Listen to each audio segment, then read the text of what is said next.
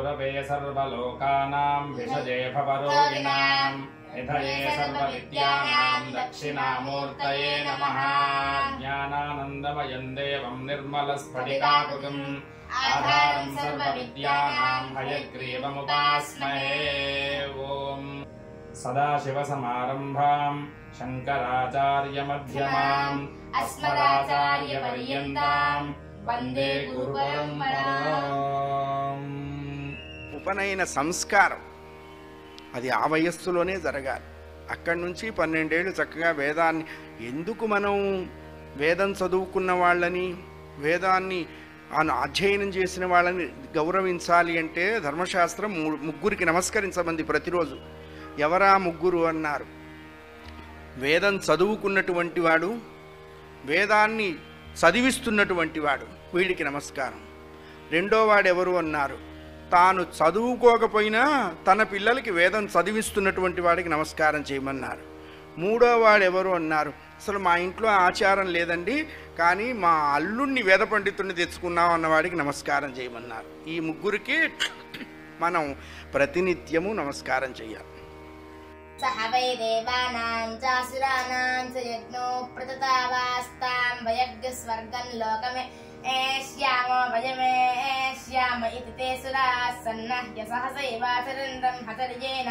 తపసైవ దేవాస్తే సురామహ్యగ్స్తుస్తేన ప్రాజానగ్స్తుస్తే పురా భువంతేన స్వర్గం లోకమాయం ప్రసురుతేన వై యజ్ఞేన దేవాः స్వర్గం లోకమాయం న ప్రసురుతేనాసురాన్ పరాభావయన్ ప్రసురుతో హవై యజ్ఞోపవీతినో ప్రసురుతో నపవీతినో యత్కించ బ్రాహ్మణో యజ్ఞోపవీత్యధీతే యజత ఏవ తత్తస్మాత్ యజ్ఞోపవీత్యేవాధీయేత యాజయేత్యజేతవా అజినం వాసో వా దక్షిణత ఉపవీయ దక్షిణం బాహుముద్ధరతే వధత్తే సవ్యమితి యజ్ఞోపవీతమేతదేవ విపరీతం ప్రాచీనావీతకం సంవేతం మానుషం ऋतेन द्यावा पृथिवी ऋतेन त्वगं सरस्वती घृतान्नः पाह्येन सोयत्किञ्चामृतमोदिमाम् इन्द्राग्नि मित्रावरुणो सोमो धाता बृहस्पतिः ते वाचायन्मनसा बाहुभ्यामूरुभ्यामष्ठीवद्भ्यागं सृष्टि निदन्तं च क्रमावयम् अग्निर्मातस्मादेन च प्रमुञ्चतु च क्रमयानि दुष्कृता येन त्रितो अन्नवान् निर्बभूवयेन सूर्यं तमसो निर्मुमोच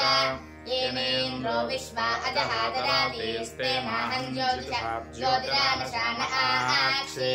यत्कुसेदमप्रतीत्तं मये हयेन यमस्य निधिरासरामि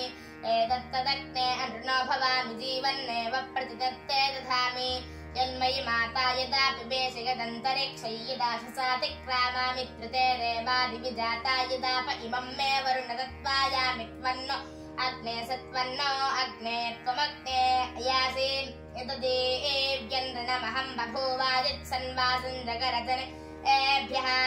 अग्निर्मातस्मादिन्द्रश्च संविधानौ प्रमुञ्चताम् यद्धस्त आभ्यां सकलकिल्बिषान्यक्षाणां भक्ष्यमुपदिक्षमानः उग्रं पश्याचर सुधच्चदान्यप्सरसावनुदत्तां मृणानि उग्रं पश्ये राष्ट्रभृत्किल्बिषानि यदक्षवृत्त मनुदत्तमेतत् नेन्नरिणानिनव इत्समानो यमस्य लोके धीरज्जुराय अवतेहेल उदुत्तममिमं ने वरुणदत्तायामि त्वन्नो अग्ने सत्वन्नो अग्ने संकुसुको विकुसुको निरुद्धो यश्च यस्वनः ते स्मद्यक्ष्ममनागसो दूरात् दूरमचेचतम् निर्यक्ष्ममचेचते कृत्यान्निरतिञ्च तेन यो ओस्मत्समुच्छादयितमस्मे प्रसुवामसि तुष्याग्निरुजपवमानः पाञ्चजन्यः पुरोहितः तमीमहे महागयम् अग्ने जातान् प्रणुदानः सपत्नान् प्रत्यजातान् जातवेदोऽनुदस्व अस्मे दीर्घ सुमना अहेलं छन्मन्ते स्यामत्र परोथ उद्भौ सहसा जातान् प्रणुदानः सपत्नान् प्रत्यजातान् जातवेदोऽनुदस्व अधिनो ब्रूहि सुमनस्य मानो वयग्रस्याम प्रणुदानः सपत्नान् अग्नेयो नोभितो जनो वृको वारो जिभागं सति तागस्तं वृत्रहं जहि वस्वस्मभ्यमाभर अग्नेयो नोभिदासति समानो यश्च निष्ठ्यः तम् वयगुं समिधम् कृत्वा तुभ्यमग्नेऽपि दध्मसि यो नः शपात शपथो यश्च नः शपथः शपातो उषाश्च तस्मै निमृत्य सर्वम् पापकम् समोहताम् यो वैश्वानरः पवयान्नः पवित्रैर्यत्सङ्गरमभिधावाम्यासाम् अनाजानन्मनसा याचमानो यदत्रेनो अवदत्सुवामि अमीये सुभगे दिवि विदृतो नामताके प्रेहामृतस्य यच्छतामेतद्बद्धकमोचनम् विजहीर्ष्वलोकान् कृतिबन्धान् मुञ्चासि बद्धकम् योनेरिव प्रच्युतो गर्भः सर्वान् पथो अनुष्वा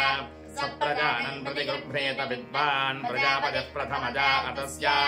अस्माभिर्दत्तम् जलसः परस्तादच्छिन्नम् ततन्तन्तु मन्देके अनुसञ्चरन्ति येषाम् दत्तम् पित्र्यमाजनपतु अपन्द्वेके ततः प्रयच्छाद्दातुम् चेच्छक्नमागुम् स स्वर्ग एषाम् आरभेथामनुसुगुम् रभेथागुम् समानम् पन्थामवथो घृतेन ऊष्माण्डेर्जुहयाद्योबोत इव मन्येत यथा आस्ते नो यथा अब्रूनहैव मेष भवति यो यो नो रेतस्सिञ्चति यदर्वाचीनमेन